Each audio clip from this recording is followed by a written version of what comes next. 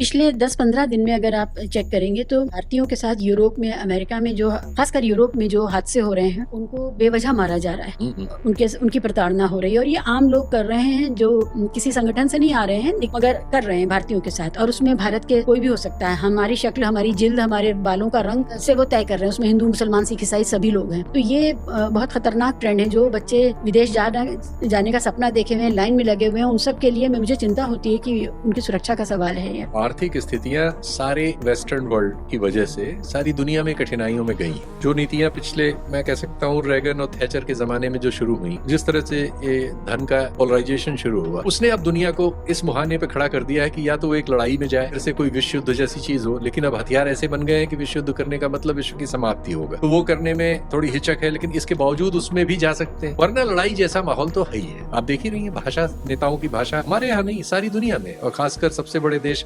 आर्थिक रूप से सबसे बड़े देश अमेरिका के राष्ट्रपति की जो भाषा है विभिन्न देशों के बारे में, जिस तरह से वो लगभग ब्लैकमेल कर रहा है, सारी अर्थव्यवस्थाओं से टैक्स बढ़ा के कुछ निचोड़ने की कोशिश में है, जबरदस्ती अपने को फिर से री इंडस्ट्रियलाइज करना चाहता है जिसमें वो पिछड़ गया था चीन से। तो ये सब चीजें ऐसे हो नहीं पाएंगी जैसे वो चाह रहा है। लेकिन उसका नतीजा ये है कि सारी दुनिया में कोलाहल मच गया है। तो अब कहां से कर्टेल करें? एक हिस्सा वो भी है जो आप बता रही हैं कि लोगों को भगाने के नाम, उनको भी तो एक दुश्मन चाहिए ना। एक लोकल चुनाव लड़ने के लिए दुश्मन चाहिए और एक अंतर्राष्ट्रीय स्तर पर भी चाहिए जिससे वो दिखाएं कि हम सफल हैं। तो दो चाहिए उनको। तो दोनों को लेने के चक्कर में इस तरह से गरीब मारे ही जाएंगे।